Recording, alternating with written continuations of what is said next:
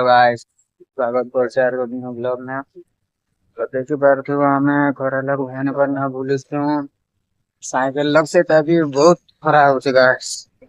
आना यार बरबा भूलबा से थोड़ा তাহলে কাম গুটে একটা কাম এমার্জেন্সি কাম ওট পড়ে গেল না তো বলেছো আর বুঝলো কি না দেখো হচ্ছে হুঙ্কার করা গাইস लोग मन चंदा का दुकान मैंने दी छोड़ा रोल सब्जी साइड वाली दुकान में सीमेंट पे आके जोड़ा मैंने तो गिरती गुडरान मार देगा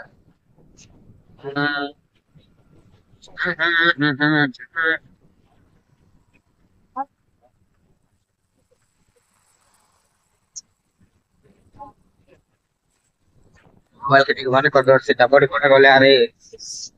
बताओ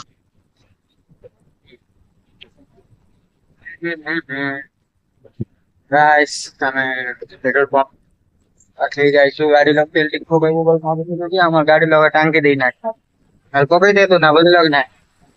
क्या बोला तूने? চাপটা দিয়া তো ঠিক করে তো अगर एक नया साइकिल का है तो नई गाड़ी रुको